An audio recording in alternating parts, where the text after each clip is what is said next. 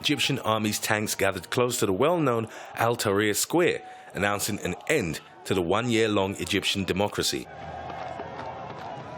However, this year's anniversary comes amid extreme grief, filling the pro-uprising figures after their iconic leader Mohamed Morsi passed away during a court appearance.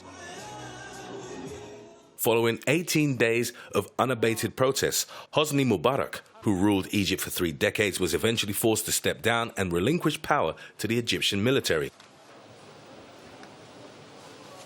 Morsi was hailed as the first ever democratically elected president in Egyptian history by winning the first post-revolution presidential election in 2012. After only a year in power, Egypt witnessed army-backed protests before then Egyptian defense minister and current president Abdel Fattah al-Sisi overthrew him in a military coup.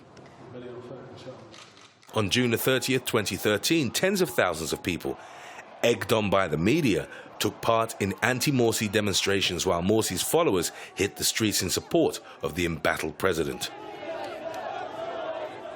3 days later, the army ousted and imprisoned Morsi in a coup led by al-Sisi. The following year, al-Sisi was elected president.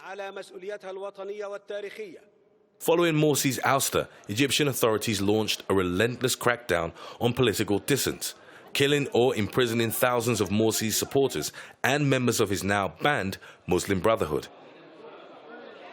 Dozens of youth were also slapped with a death penalty for politically motivated charges, and so violence took hold of the streets of Egypt.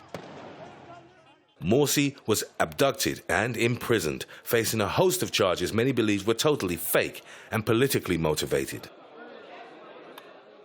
Morsi's family, along with local and international organizations, repeatedly complained about his worsening health conditions in prison and his solitary confinement, but all of these appeals were ignored by the Egyptian authorities.